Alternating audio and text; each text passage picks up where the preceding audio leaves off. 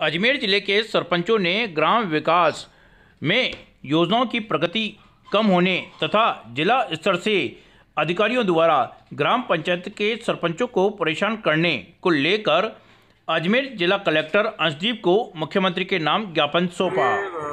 जो हमारे जिला परिषद के सीईओ हैं, जो मुख्य कार्यकारी अधिकारी हैं हेमंत स्वरूप जी माथुर, ये राज्य सरकार की मंशा के अनुरूप काम नहीं कर रहे हैं और नरेगा जो कि एक बहुत ही महत्वपूर्ण योजना है, उसके तहत सारे कार्य ठप पड़े हैं, सेंक्शनें ठप पड़ी हैं।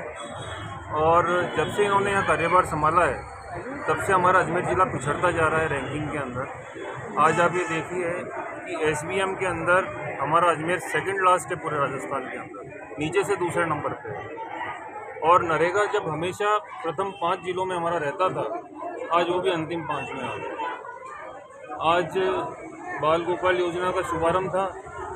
माननीय मुख्यमंत्री जी ने तो शहरों में भी नरेगा के अंतर्गत 100 दिन रोजगार देने की बात करी है, परंतु हालात ये हैं कि इन सीओ साहब की वजह से ग्रामीण क्षेत्र के अंदर भी रोजगार सामान्यतः नहीं मिल पा रहा है, क्योंकि पंचायतों के पास में सेंक्शंस नहीं है।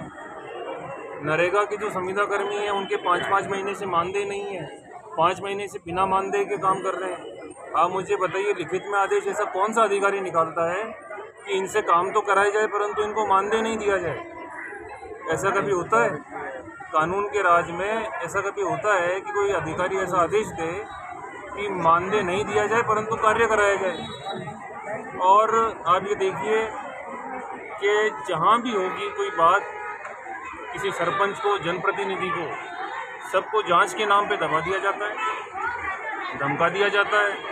अगर कोई उनके खिलाफ बोलने की हिम्मत करता है तो वहाँ दरबार के अंदर जो लोग बैठे हैं उनके पास में जब बात पहुँचती है तो उनके यहाँ जांचें भेज दी जाती हैं। ये सब चीज़ें बिल्कुल भी अब बर्दाश्त नहीं की जाएंगी। और आज तमाम ज़िले के जो सरपंच संघ हैं यहाँ पे हम सब इकट्ठे हुए हैं और हमने ये तय किया है कि अगर सीईओ साहब अपनी कार्यप्रणाली नहीं सुधारेंगे तो फिर हम लोगों को आंदोलन का रास्ता अख्तियार करना पड़ेगा।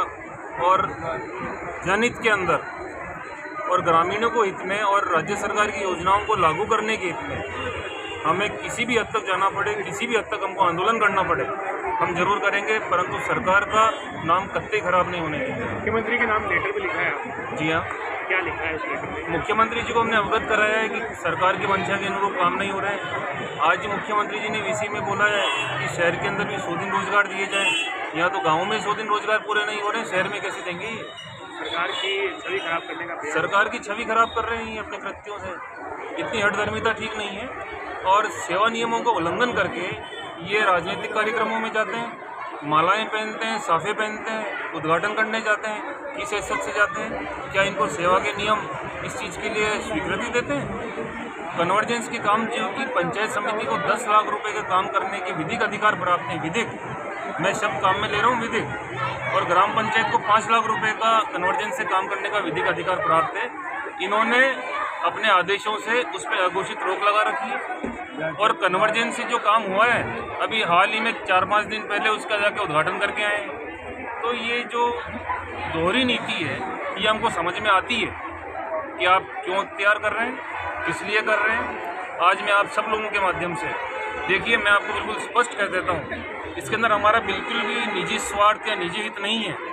मैं आप सब लोगों को भी अपील करता हूँ, मीडिया से भी अपील करता हूँ कि एक जो जनहित की बात है उसके अंदर आप सब लोग भी हमारे साथ हैं। और अगर हमारे को सीईओ साहब से भी कोई हमारी द्वेषता नहीं है, हमारी कोई उनसे लड़ाई नहीं है, सिर्फ वो अपने कार्यप्रणाली में सुधार कर ले, हमें इससे ज़्यादा और कुछ भी नहीं चाहिए।